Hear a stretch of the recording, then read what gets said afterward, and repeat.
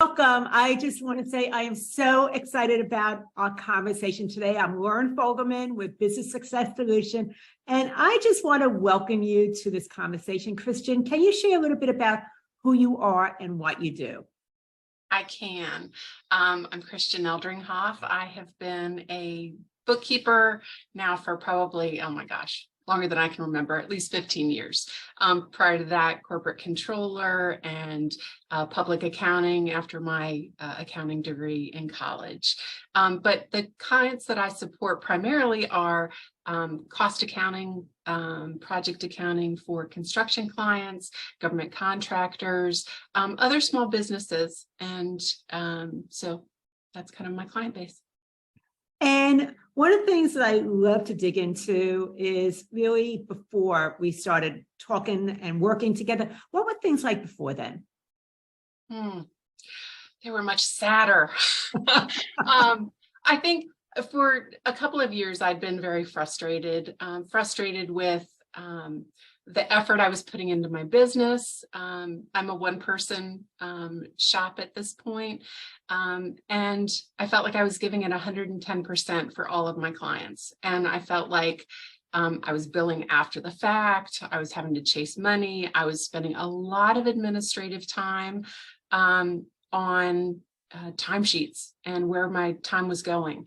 I also felt like I was doing a lot of random acts of consulting, not really concrete engagement letters with many of my clients. They loved me. They would just use me when they wanted to use me. So there was a lot of things that I feel were broken about my business. I love what I do. I love serving my clients. I love accounting. I love QuickBooks. But I felt like there were a lot of very disjointed activities that I was doing. And part of what you're mentioning, I think, is so common for firm owners, especially in the beginning. And then sometimes it continues to stay that way, where you are so client-centered. You care so much about your clients, and you do more than what you're probably getting paid for. There's things where they're reaching out for you for questions, and you just happily want to give them the solutions, but it never shows up on an invoice. Is that part of what was happening for you too? Oh my gosh, you totally hit the nail on the head. I was giving away so many of my services for free. Mm-hmm. When I would start talking to a new client, I would get so excited about everything I potentially could do. We'd look at their books. I'd make suggestions. I'd already have, a way to solve so many of their problems. And that was all for free. That was in the first half an hour of our discussions. And I would never bill for it. And so that was a lot of my time and expertise and energy that I was not getting rewarded for. And so that was that part of my mindset shift and my kind of boundaries with my clients and onboarding new clients. That has changed radically, I would say, in the last 6 or 8 months. And that's probably one of the biggest benefits probably to working with you, Lauren, is to really understanding from the very beginning, to really understand my value and what clients are willing to pay for.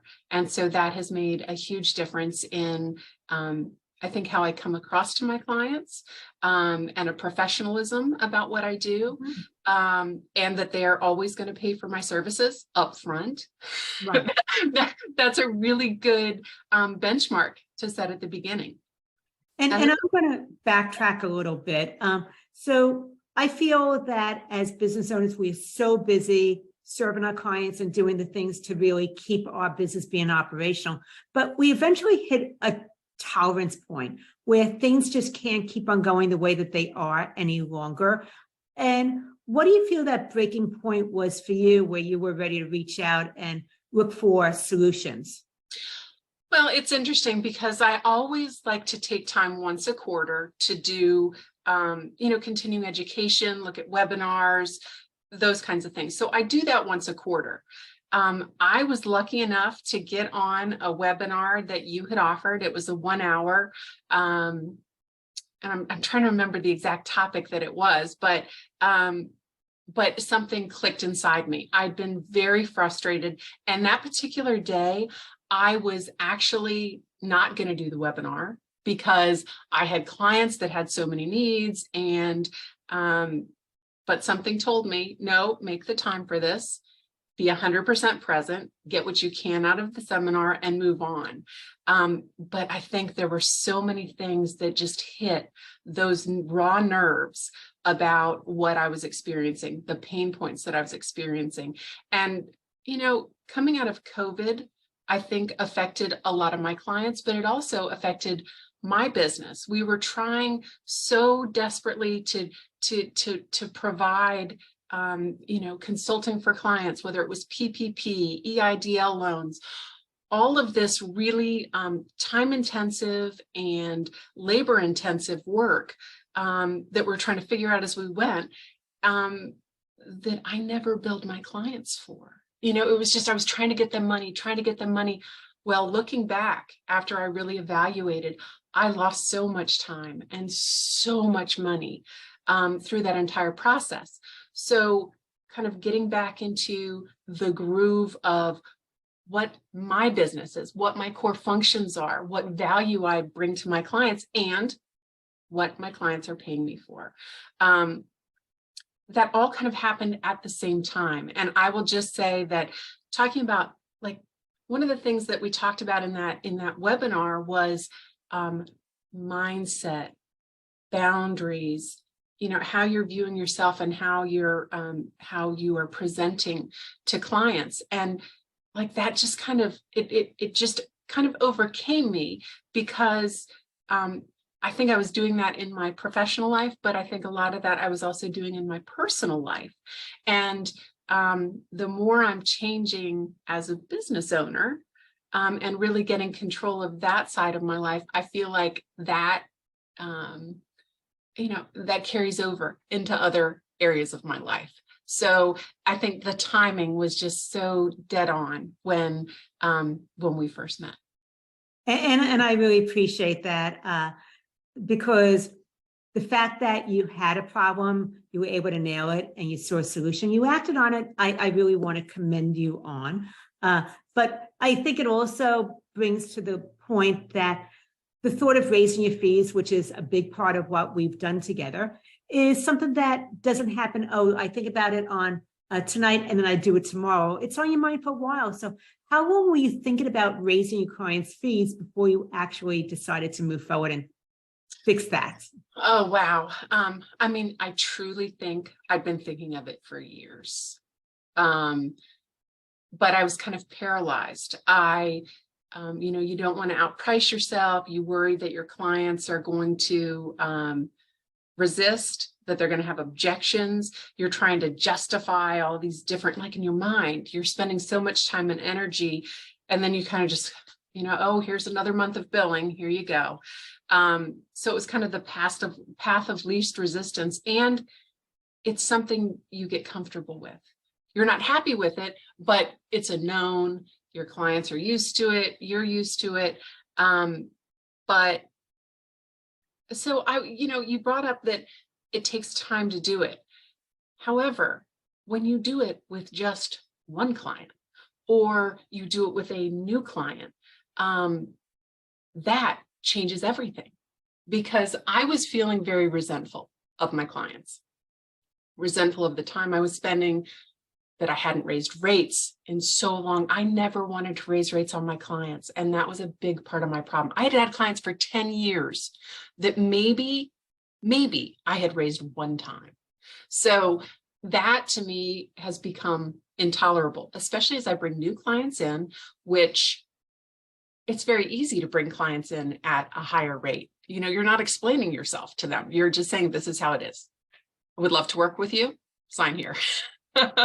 Get out your credit card, which is terrific, but it makes it also less tolerable to continue to work with the clients you've been working with when you're not getting paid nearly what your new clients value you at.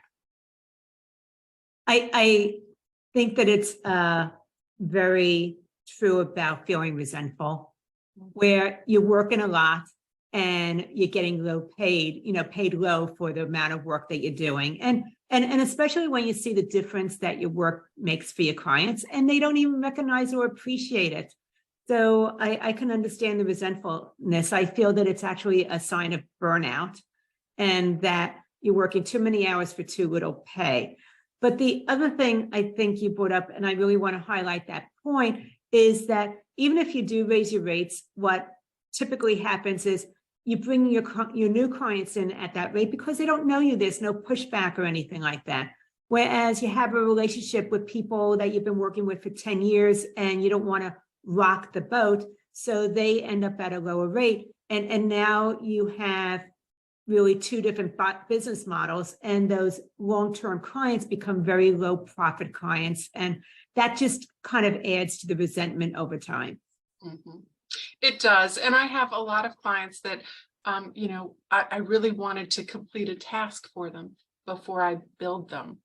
And so they would go a long period of time with no billing. They always paid my bills, but I was fronting so much of the work that I'm not doing anymore, that even that change, just in the timing of when you're getting paid, makes a big difference. And it feels so much more empowered than chasing money after the fact with an invoice that's 2 pages long with this activity and that. You're justifying everything when really it's more about what you're providing to them. They don't care so much about, how long it took you to do a bank rec or what you needed to do to get their credit card reconciliation done or to run their payroll or, any of those kinds of things. They care that their people got paid. They care that they know how much money's in their bank account. So really everything else is all of the detail I was providing to them isn't what they cared about. And yet I was spending so much time doing it. Okay, so as you know, I love digging into some numbers, and you talked about chasing money because you were getting paid in arrears, you were invoicing. So how many hours each month do you think you were spending on tracking your time, putting invoices together, sending them up, and then following up on payment? I mean, I want to say 5. I mean, okay, that's fine. That is probably a little bit low because it was a task that I spent every single day doing. But I don't do that anymore. And as a matter of fact, here I am, I bill my clients that they pay on the first of the month. It's automatic. It's just a recurring charge. I had a client call me at the beginning of February and he said, "Oh, Christian, I don't see where your payment came out. Can you take a look? Can you take a look at that?" And he had changed his credit card. And so I didn't have that, but I thought, well done that I've got clients even telling me that they haven't paid me. So I thought that was that it just made me laugh because the irony of the billing in arrears for so long. It's a sign that your clients love you. But I think also, even if it's 5 hours a month that we freed up, it's also the stress, and it took away from something else you could be doing or time spent with your family. So, well, and you hit on something very important to me. The reason I originally went into this is because I had 2 young boys at home. And so I wanted to be able to be in enough control of my employment that I could volunteer at school, that I could do, PTA, that I could be in all kinds of activities where I could watch what they're doing, be a part of what they're doing. And so in order to, they've grown up, they're now 18 and 20. They probably don't need me any less, but I have discovered that I love tennis and I love all these other things that I've always said, oh, I'm too busy. I'm too busy to do this. My clients have too many needs and I have too much going on. Well, as you know, in the last 6 months, I'm part of a tennis league. I play on Monday mornings. Monday mornings, like the most dreaded morning of an accountant's week. And I still manage to play. So being able to carve time out and not, feel tightness in my chest and anxiety, having to check my phone. Oh, my phone goes on silent. I don't worry about any of that until I'm back off the courts. And, part of me, it sounds a little frivolous at first that I'd even be considering, like, I'm not retired. I'm not, okay, but you know what? If I have a business that can support my business and my lifestyle and those kinds of things, that's the kind of business I want to have. Mhm. There's no reason that I need to sacrifice and put off my life. And so that, I think, is truly one of the other blessings that has come from our work together. Mhm. Because a year ago, I never would have imagined being able to do this. And so to me, that I can take some time. My son plays tennis tournaments on Fridays right now because it's his tennis season. Well, I get to take my Fridays and I go, sure, I might take my laptop if I am going to have a Zoom or something like that. But I now have the ability to kind of carve out those times that I want to, because I'm not worried about where my next, when's my next invoice going to be paid? Mhm.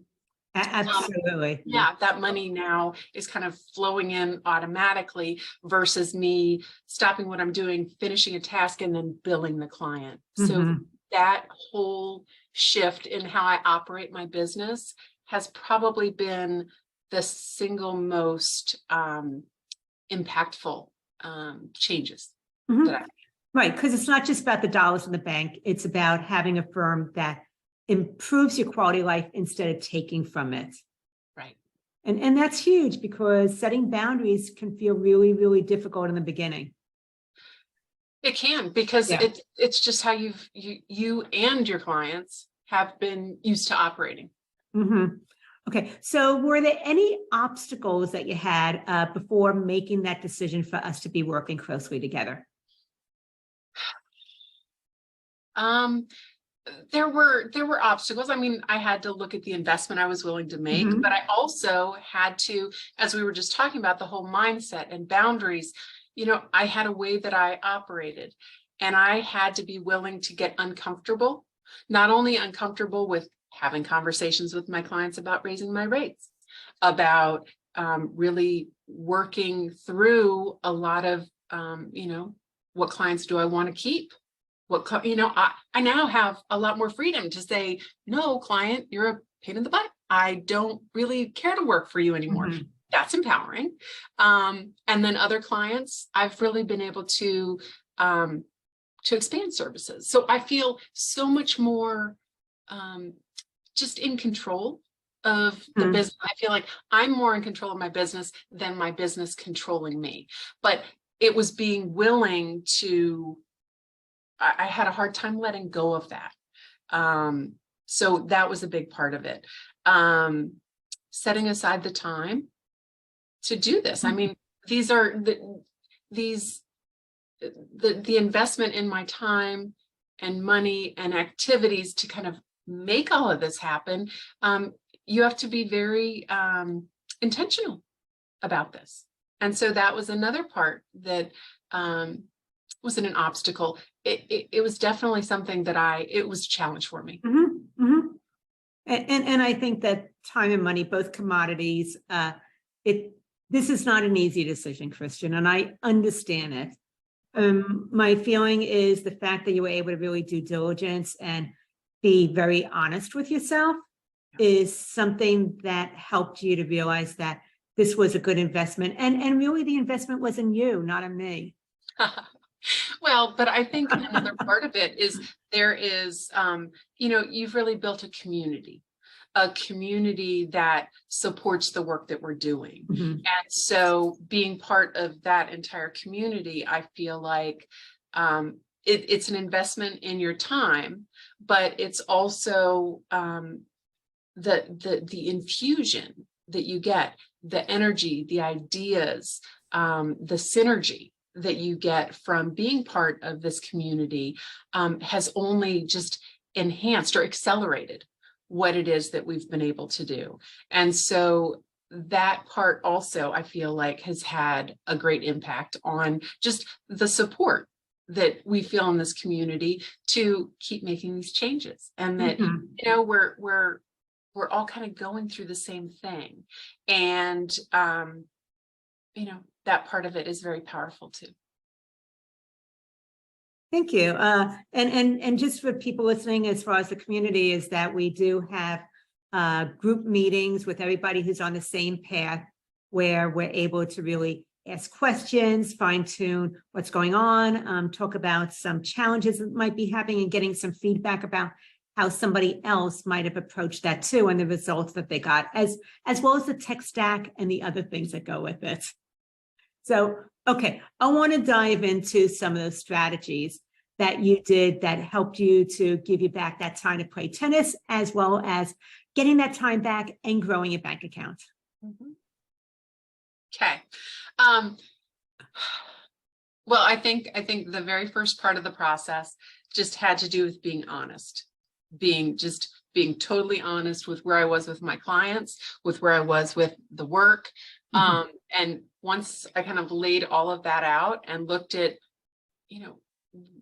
what I was getting from what I was giving, was kind of a big first step for me. But the strategies I feel like that we've really put in place is, working on, even some basic things, working on scripts on, how that initial conversation goes with a potential new client, being intentional about the different meetings that you set. So having, I used to spend a lot of time with new clients. It might have gone on for an hour, more than an hour, not getting paid. So being very intentional with that first meeting being maybe 15 minutes, getting their commitment to go ahead and pay the retainer, that fee for that first service or that first evaluation, needs to all fit into that 15 minutes. And that's done. So implementing that, that right there has made me thousands of dollars in the last 6 months. You know what? I'm going to ask you to go a little bit more into that, because I know that you have coined the phrase of what it is that you do. So can you talk about that consultation and what you're enrolling them into, and how you're now getting paid for something you were doing for free? Because I think that right there would be a valuable strategy. Yes.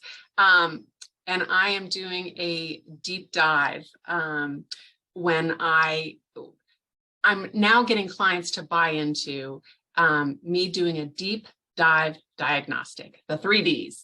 And I even say that to them because it kind of makes it funny, it's catchy, but it really means something. So when we're initially talking and, I'm explaining how I work with my clients, and the very first step in our success in working together is me to have a really good understanding of where they are today, and then so that I'll be able to guide them to where they need to go tomorrow. And so when I explain that deep dive diagnostic and kind of walk through, I'm basically doing a little bit of an audit of their books. And, I don't need to come back to them with a true audit report on what we've done, but they're paying me just to look at the state of their books and give them some feedback and evaluation about what I've found. That right there can be anywhere from $750 to $2,500. Most of my clients are fairly small, but that is all work I used to do for free. And so it's something that, especially as a pro advisor, a professional in this business for 30 plus years of accounting background, I find easy to do. And so I love to look and dig and analyze. That's valuable. That's really valuable. Not every bookkeeper could do something like that. And so just taking that step back and explaining the process to them, that's just that it's become a big part of my business and one of my most profitable. And I know that we haven't talked about it, but do you want to share how much this new stream of revenue has maybe contributed to your bottom line? And if not, that's okay. No, and I'm happy to. I will say just from deep dive diagnostics last year, in the last 6 months of the year, because we were only working together that long, got me over $10,000. Okay. Just so you found another 5 figures in your firm from something that you were previously doing for free. Yes.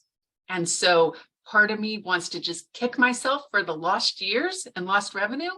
But the biggest part of me is just excited that it's something that I'm really good at. I really enjoy. And I get paid really well for it. Mm-hmm. Yeah. And that we can go into a whole other conversation about, but I want to move on. So you talked about that.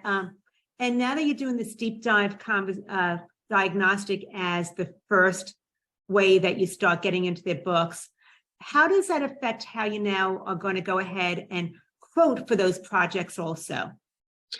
Well, one of the perils of the old way of doing business for me was that I would go ahead and quote somebody the amount of time it was going to take me to do something. So really, I mean, looking at that, you've got no incentive to do it quickly. I mean, there's so many backwards things with that methodology, but with this new way, I now am protecting myself. I feel like this is, I used to expose myself to so much risk by quoting somebody an amount of time or what I thought it was going to take me to do something, only to then find out that they had 10 bank accounts, 4 credit cards, accounts that closed during the year, all this, AR that was so messed up, AP that the aging said things were, 5 years old. I mean, there were so many things that I would find as I got into the diagnostic portion of what I was doing. But since I'd already quoted that as part of the cleanup work, and being a very proud person who never wanted to, who always wanted to stand by what I had quoted my clients, I found that I was losing a lot of the time, and I lost a lot of revenue that I shouldn't have because I just didn't know. I just wasn't aware going in. Mm-hmm. About what percentage of the time would you say the project tended to be more complicated than what you initially estimated? 99.9% of the time. Okay. Just want to make sure that, okay, so almost every single time you did a project with the old way that you were doing something, you were losing money on it. My hoping to make it up later on. Right. It was always less than I anticipated it would be. And Christian, I know that one of the toughest things, and it's true for you, it's true for almost every single person I work with, is not just bringing your new clients in at your new rates, but it's going back to the old clients and getting them up to your new rates. And it's something that sometimes takes more time to implement than it does with getting the new people with the new prices. So what's been your experience on how to get your current clients up to new rates and doing that with minimal pushback? Well, I feel like I kind of cheated a little bit in this because as it was approaching the end of the year with several of my clients, and I haven't done it with all of my clients yet, but there were several clients that I could say, hey, as we approach 2023 or as we approach the new year, I really want to find out, how my services can best support your business. And so that kind of led into the conversation of, okay, here's what I've been doing. Here's what you've achieved because of this. Okay. And so moving into the next year, here's my new engagement letter. Here are my new prices. There were some people that, although they might not have been thrilled that they were going to be paying more, but most of them were like, yeah, I can see that, we haven't increased anything in a while. Yeah, I know. So that part of it was not, that kind of just lent itself to being able to have those conversations. The other thing that I was doing is that there were a lot of kind of ancillary services I was paying for myself. So QuickBooks Online, ADP payroll, those kinds of things, those subscriptions I was wholesaling. And, I know there's a thought process to wholesaling that you can really upsell your clients on it. Sure. Well, I've never really done that. So just being able to offload a lot of those kinds of things where I'm said to the client, okay, I'm now sending the billing over to you. This is your responsibility. It's your business. It's your books, those kinds of things. So that part of it, I mean, that's thousands of dollars right there, not thousands a month, but it is over the course of a year, it is thousands of dollars that were kind of hidden expenses. So that was a big part of it too. Just analyzing and getting rid of that kind of stuff was just money in my pocket. Nice. And then being able to just be more of an advisor to my clients and just let them know, this is how I'm doing business. I'm doing business differently moving forward. You'll be paying at the beginning of the month, and so just kind of explaining that my whole process was changing, I think took a lot of the kind of responsibility off of me. It's not I'm raising your rates. It's no, my firm is doing this differently now to better serve our clients. And so you make it more of a matter of fact conversation. And I was kind of surprised at how little pushback there was. Of course, maybe I'm not raising my rates high enough, but we can talk about that on another time. Yes, exactly. So, but I'm so still then, working on that. would you say that 80, 90, 100% converted of these clients you're talking about, what percentage converted over to new rates? I haven't lost any clients yet. That's amazing. So there's some I want to lose and can't lose. and we've already fired some of those headache clients. So this is a process, but the fact that you've had specific conversations where you let certain clients know and every single one of them converted to your new rates is amazing, because the fear is that you're going to end up with no clients. Everybody's going to leave you. Right. Well, and several of the clients that I am still in the process of converting are those ones that I was doing the random acts of consulting. It's that I've always been available to them. And, just whenever they needed me. Well, that is no way to operate a business. And if they need something urgently, then guess what? There's a charge for that. And so, just explaining to them that, I can make the time for them every month when we have an agreed upon arrangement that, of the services that I am performing. And so that became more attractive to them, because then they knew that they had me for a certain period during the month. And it wasn't just when I could fit them in among my other clients. And the fact that you were able to have the words to show them the value and the benefits to them, instead of just the fact that you wanted to raise their fees. It wasn't just about the fact that your cost went up or anything like that. It was really about investing in the client relationship. Yeah, and most of them are that it takes a lot of the kind of contention about raising rates. It takes it off the table. And then anything else that you feel you've done to fine tune systems, grow income? Well, there's one big change that I made. I've always operated just myself, and then just a little bit of help from interns periodically. But I've looked at different technology options that could take a lot of the daily, weekly bookkeeping off of my plate. And I've never really thought that I was big enough to delegate a lot of these tasks to someone else. And so I took the step. I'm now using an outsourced, bookkeeping support. And so that right there has freed up a lot of my time, probably, 20 hours a month at least, that allows me to focus on bigger picture or better analysis or some projection type work for my clients, versus let me just get this bank rec done. Let me get the transaction that's accepted in QuickBooks. So that's been a big step for me too, is that, I'm the owner of my business. It doesn't mean that I need to be the one that does every part of my business. And so I'm trying to leverage that aspect of it also. Then what I'm hearing also is that you freed up 20 hours because you now have outsourced some of the lower level tasks.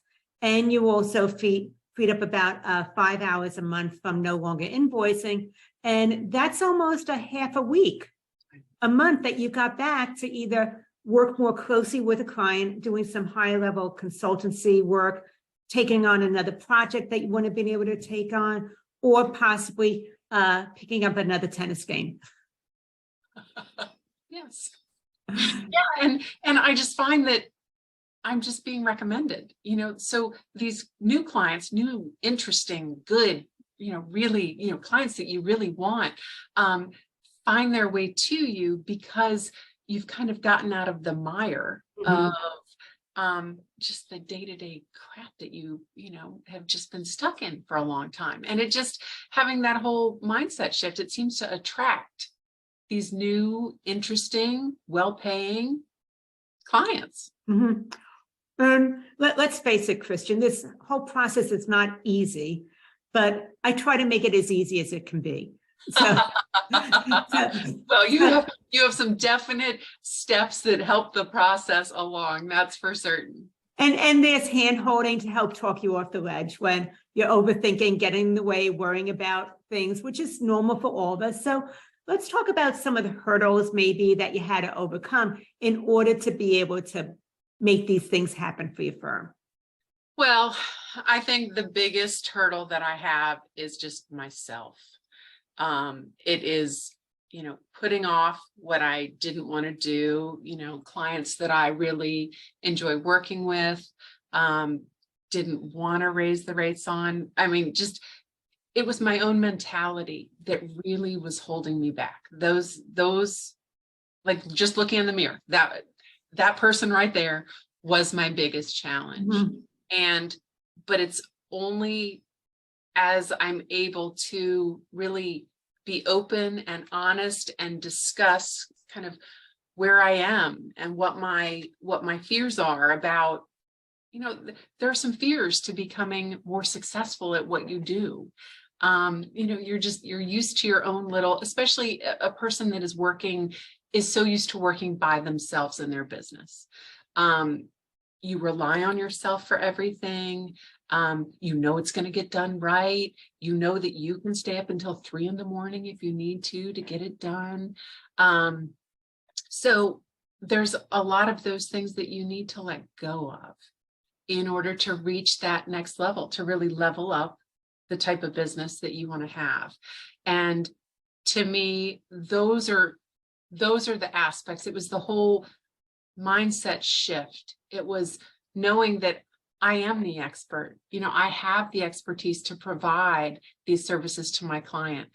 These are very valuable services. They're looking at me as an advisor. So it's building those muscles that really helped me to take those steps. But I was, there were times that I got a little tired. I just want to bill them this month. I don't want, I don't want to make that effort. But the rewards that you see, that you see in your bank account, that you see in being able to just go away with your husband and not worry about, clients' needs, not having people text you all the time, getting out of those bad habits that I had created with some of my clients. It has all just been so worthwhile. But my biggest challenges were just myself, my mindset, my just holding myself back. But when you allow yourself to make those changes, that's when you see tangible rewards, in kind of every aspect of what you do. I think as firm owners, and me included, we're usually the biggest bottleneck to our own success. because it's something that we built from the ground up usually, and we want to make sure that we're taking care of our people. And so I really respect that. But as you know, I also love celebrating milestones. And you now know the value of your work, and you're pricing it more on value, not about time. And do you mind sharing this big milestone that you just crossed? Well, it's so worth celebrating. It is really noteworthy. It is. You know, my business is, I don't know, 15 years old or something like that. I finally crossed the $100,000 revenue mark, which, and I passed it a lot. You know, what would have been a 90-some thousand year, you know, over a year ago. I now almost hit 160,000, which is, I mean, I say it and I have trouble believing it. And yet at the same time, I don't, because I see everything that we've put in place, and I just see the trajectory of kind of where the business is going, just by making these changes. And so being able to grow my business from less than 100,000 to now approaching, like, 200,000 would not be unattainable for me. It's very attainable, actually. It's very attainable, and I have some reminders of where I want to go. And you're working 25 hours less a month. Let's go there too. I am, or I'm working with some more fun projects that are definitely making money for me. Things that I want to do. So, but it's a choice. And I get to make that choice. So that's huge. But yeah, that was a big milestone. And that wasn't the milestone I was focused on. I mean, yes, I wanted to make more money. Yes, you know, it's great to write things down and have goals and those kinds of things. But the amount that it increased, it kind of leapfrogged what I was thinking. So that was, and you didn't add more clients. You still had the same amount of clients. Is that correct? I probably have I've gotten referred some nice clients, some nice new clients. So I would say that, I don't know, I've taken on a few new clients, but I would say I still have, like, maybe it's 10%. Okay. Well, that is pretty noteworthy. So I appreciate it, because once again, I love hearing the numbers. It just kind of takes something and makes it more tangible. Okay, so then anything else that maybe we haven't touched on that you wanted to mention? Wow. Well, I'm just going to say that I didn't know that I could get to where I am so quickly from making these adjustments. Once I committed that, I was going to embrace this, I was going to do everything I can to make it happen. I thought I would see incremental increases, but they seem to be more exponential than I anticipated. And so that was something that was not expected for me. And that clients are very willing, especially newer clients, because you just don't have that baggage with them, but they really want, they want to pay you for more solutions. I'm getting away from kind of the selling my daily or weekly, monthly services into really selling more vision with their firms. And that is becoming an increasing part of my business. And that's something I didn't expect either. I didn't expect the ability to be able to do it, the time to be able to do it. And then also, I didn't expect that that's what people were really hungry for. And that's a significant transformation that you've made, is shifting away solely on the compliance technical side and really position yourself more as that advisor that has solutions that will help them to move forward and achieve their dreams as well. And people are also more willing to take your suggestions and your advice about, say, tech stacks, or say, I work with clients that do it this way or use these tools. And this is what I expect us to do for us to work together successfully, or you're going to get a PITA fee, because if I have to work on your QuickBooks desktop, it doesn't lend itself to my efficient way of doing things. So that's the other thing, is that you really are able to drive more of the way that your clients are going to do their bookkeeping versus I used to accommodate all of my clients. The difference between your firm being in charge of you versus you being in charge of your clients and your firm. Okay, Christian, so if somebody wanted to talk to you, reach out to you, how can they get in touch with you? Probably the best way to get in touch with me would be through email, and it's christian@smallbusinesssolutions.com. Christian, thank you so much. This is Lauren Fogelman showing accounting professionals how to double their income working half the time.